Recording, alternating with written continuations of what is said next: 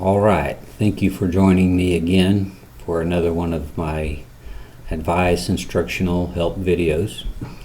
Our topic today is how to make your last will and testament bulletproof. And I put that in air quotes, and I apologize for that. I know I'm too old to be using air quotes. But I put that in air quotes because there is a saying among attorneys that anybody with $200 can sue anyone else, and frankly, that's pretty much the truth. So since you can't keep people from objecting to your will, let's talk about how to do your will in such a way that it will be upheld by the court and admitted to probate. First, and possibly most importantly, make sure you do it correctly from a technique standpoint. Let me give you some examples. If you're going to do a holographic will, it must be solely in your own handwriting. It needs to be signed and dated at the end. That means Mama can't write it for you. You didn't type it on the computer. You didn't type it on a typewriter, like anyone has a typewriter anymore. You wrote it with your own hand and you signed it and dated it yourself. On the other hand, if you do a formal will, such as one that an attorney might draft or perhaps some form you stole off the internet, in Oklahoma it's going to call for 2 witnesses. Which reminds me, everything I'm saying today is based on Oklahoma law. If you're watching and you're a resident in another state, this may or may not be true for your state. This is all based on Oklahoma law. So if you're doing a formal will, you're going to need to sign your will in front of 2 witnesses. And it's important that these witnesses not be relatives, not be anyone who receives under your will. I think it is far better if it's not even people whose spouse or children might inherit under the will. You don't want any shadow cast over your will, so use outsiders.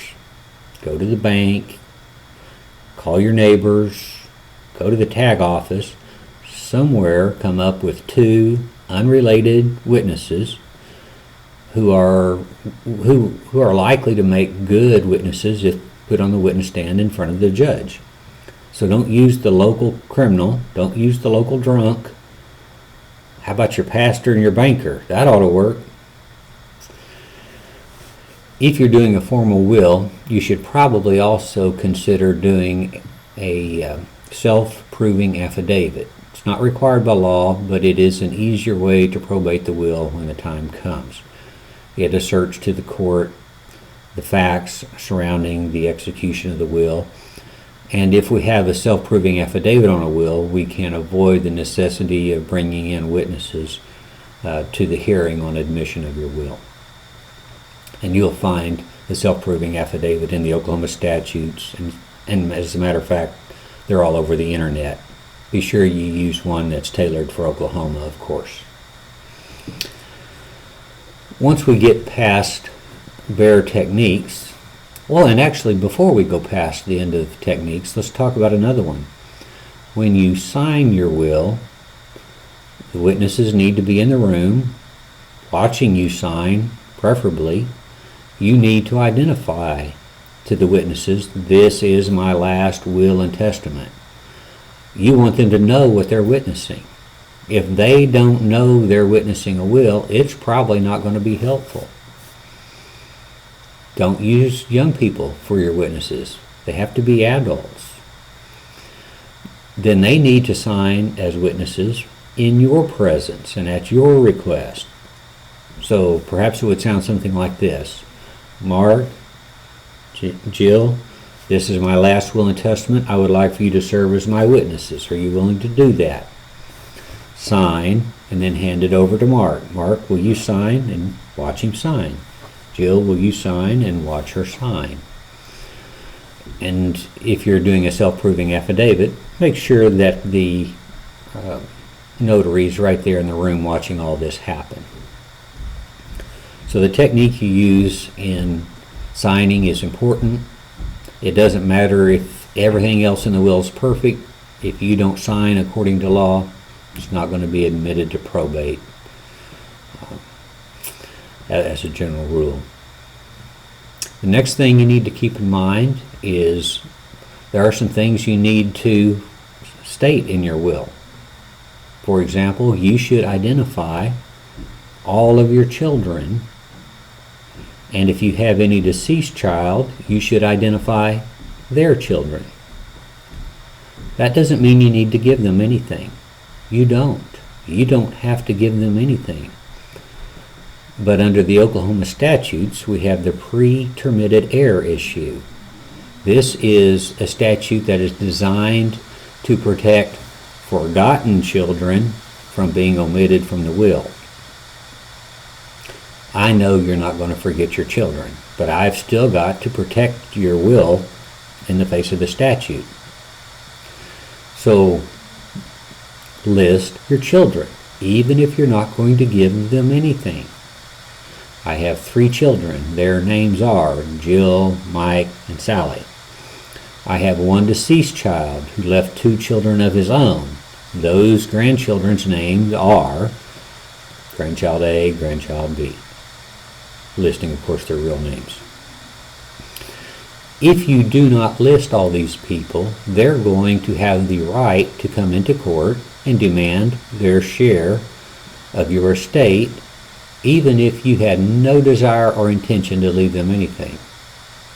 But by failing to mention them in the will, you leave them an opening to come in and demand a portion. So be sure and list all your heirs at law.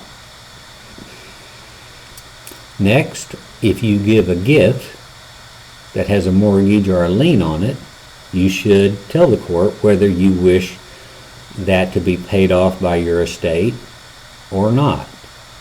So for example, I hereby leave my house at 108 East Draper to cousin Ned, but subject to the mortgage thereon. That makes clear to the court that Ned gets your house, but he has to pay it off. You should give a backup plan, which might be as follows. If cousin Ned predeceases me, then the house goes to my grandchildren, or whomever your backup plan might be. Now, if Ned and the grandchildren are likely to be in the car together on a regular basis, you might go a step further. If I leave no surviving grandchildren, then everything goes to my brother, Chris. So give us enough contingency plans so that if things don't go as you expect them to, we still have a way to deal with your estate effectively.